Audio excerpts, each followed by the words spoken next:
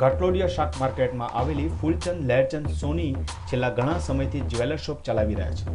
દુકાન માલિક ફૂલચંદ અને તેનો પુત્ર જયેન્દ્ર પોતાની દુકાનમાં હતા। તે દરમિયાન અચાનક જ ઘાટલોડિયા વિસ્તારમાં જ રહેતો આરોપી કરણ ભોજવિયા બપોરે 4 વાગે દુકાનમાં આવ્યો હતો અને ફૂલચંદભાઈ પર તેની પાસે રહેલા ચપ્પા વડે હુમલો કર્યો હતો। જે વાતની જાણ દુકાનમાં જ રહેલા તેના પુત્ર જયેન્દ્રને થતાં તે પણ દોડી આવ્યો હતો અને કરણનો સામનો કરતા તેના પર પણ હુમલો કરી બંને પિતા પુત્રને ગંભીર ઈજા પહોંચાડી ફરાર થઈ ગયો હતો। હાજર સ્થાનિકો દ્વારા તેનો પીછો કર્યો હતો પણ કરણ ભાગવામાં સફળ રહ્યો હતો। આરોપી ભાગીને ચાણક્યપુરી રેલવે ક્રોસિંગ નીચે સંતાઈ ગયો હતો।